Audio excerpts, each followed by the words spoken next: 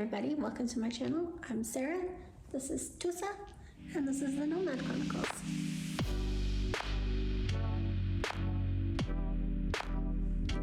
My name is Sarah Lynn. You probably know me from my Instagram, Sarah Lynn Vixen. I'm known as a curvy modeler, influencer, and delving into some of the spicy. I always kind of toyed with the idea of starting a YouTube channel, but I never delved into it because there wasn't anything that I wanted to talk about, that I wanted to do this kind of long form content for. Things have changed. Now we're starting a brand new adventure and we're going to be taking our dog with us. So that's really exciting. That's going to be something that's going to be a lot of fun and a bit of work. Tusa has decided that camera equipment being set up means it's time to play. You'll also have to forgive any noise in the background. Apparently they chose today and right now of all times to paint the hallway. So if you hear banging, it's people working in the hall. All right, so if you followed me for any amount of time, you know that I moved out of the United States back in 2022, and I've been living in Ecuador since. It's been about 2.5 years. And as much as we have loved living in Ecuador, we've decided it's time to move on. At the end of our lease agreement, we're moving back to Maine for a couple of months. We're gonna be visiting family there and taking advantage of all of Maine summer has to offer, which includes kayaking, hiking, flying, going out on early morning photography adventures like we used to when we lived there. Just things that we really miss, as well as supporting some new business ventures that our friends have set up since we've been gone. So my husband and I have been living in Ecuador for the last 2.5 years. In that time, we've lived in Cuenca, Salinas, and Quito, the capital city. Both Cuenca and Quito are UNESCO heritage sites due to their historic centers that have these beautiful cathedrals and cobblestone streets and just the history involved in those centers. We lived in Cuenca for 6 months before we decided that that really wasn't where we wanted to be. So we moved on to Salinas, which is on the beach, and we were there for a year, at which point we adopted our dog, Tusa. After living in Salinas for a year, we decided it was time for another change. As great as living on the beach is, there's nothing to do other than go to the beach. No shopping, no food, not really a whole lot of anything to do other than go to the beach. So we made the decision to move to Quito, and we've been living here since. You know, as somebody who grew up in a small town, one of my favorite parts about living in Quito is waking up every morning to the beautiful cityscape, climbing up the flanks of the Pichincha volcano. I'm looking at it right now, and there's nothing like it that I've ever experienced before. And I will say, as excited as I am for our new adventures, I am going to miss these views. So you're probably asking yourself, Sarah, you love Ecuador, why are you moving?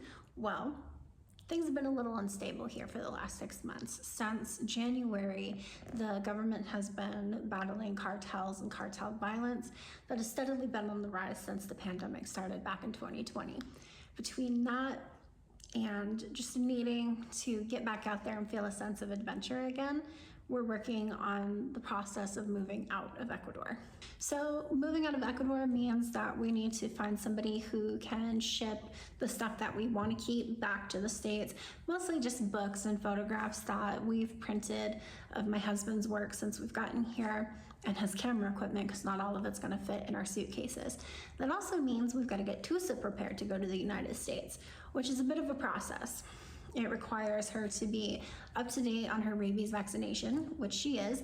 It also requires a blood test to make sure that she's got the proper antibodies to fight off rabies and that she's not prone to a rabies infection. The US is very strict about dogs coming into the United States from what they consider to be high-risk rabies countries. And unfortunately, Ecuador is on that list of high-risk rabies. And the reason for that is that a lot of people will get a dog, not vaccinated, and realize they can't take care of it and then leave it to the streets. And it's really heartbreaking because you can drive up any one of the streets leading into the city and you'll see 3 or 4 or even 10 dogs who are looking for scraps of food on the side of the highway, or who have even unfortunately been run over by cars. It's incredibly heartbreaking, and it contributes to the rabies epidemic here in Ecuador. So Tusa's up to date on all of her vaccines, and she went in for her blood test on Tuesday, and it's about 4 to 5 weeks before we get the results back from the CDC that will tell us whether we can apply for a CDC pet export permit or not. They will not allow her to travel into the US, and they will not issue that permit until after 45 days after she's had her rabies test done. So right now, as far as Tusa goes, it's a waiting game. So we're waiting the time it takes for the CDC to review her test, send us the results, and let us know if we can apply to bring her to the States. We have thankfully found through the local expat boards an amazing vet who takes you through the entire process. So he's done her vaccines, he's done her blood draw, he's gonna help us do the paperwork to apply for the CDC pet permit, and will walk us through the process the whole way. He also charges a lot less than other vets in the area, so we love that. Added bonus, he speaks English, which is really good for me because my Spanish is basura, it's not good. I know I've lived here for 2.5 years, and it's getting to the point where, okay, now I can start speaking it a little bit when other people are speaking to me and understand what they're saying and have the appropriate response with the appropriate grammar now that we're leaving. So that's just ironic. Another part of the process for moving out of Ecuador is getting our apartment back into the original shape that we found it in. So it came fully furnished, came with everything that we needed, and we really just need to clean up, patch up the holes in the walls from the art that we have hung, and get it spick and span for the next tenant. We're also needing to sell off some stuff that we're not going to be able to bring to the States, like my stand mixer, my blender, stuff that's going to just be too big and wouldn't make any sense to bring back with us to the States because we're only staying in Maine for 2 months before we move on to our next adventure. So we're hoping to have all of this done by the end of July. We would like to get it done before the end of July because as of August 1st, 2024, any animal coming into the United States from a high-risk rabies country has to go through a quarantine period at a CDC facility, and that's a lot of hassle. So we want to do everything correctly, but we'd also like to do it correctly in the time frame that we have before their policies change. So there's that. And then the rest of it, easy peasy, finding a shipper, we've already got that. Getting stuff sold, that will take about a week or two for most of our stuff on the Facebook Marketplace.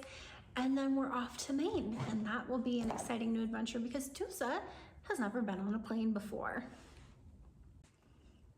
So once we return to Maine, we're planning on renting a place from some family who have an extra property that they're not using, and that's going to allow us to save up for our next trip and also experience Maine's great outdoors for a short period of time. So we're going to be renting kayaks, we're going to be renting planes. My husband holds a commercial pilot's license, so we're able to go and rent a plane from Maine Instrument Flight or any of the other little airports around Maine. That will be incredible. I really miss flying. That was one of my favorite parts of living in Maine, along with the kayaking and the photography adventures. There's people working in the hallway still, so I apologize for the noise. So we definitely plan on documenting some of our experiences while we're in Maine. Everything from checking out Honey Chicken, which is a new business venture by somebody I used to work for, Ruckus Donuts, which you can never go wrong with. A lot of little places from my hometown that I'm just really looking forward to seeing again, and all of the fun stuff that we're going to be able to do for the short period of time that we're in Maine. It's only 2 months, but we're really looking forward to seeing our friends, seeing our family, and going on those adventures that we've missed while we've been here in Ecuador.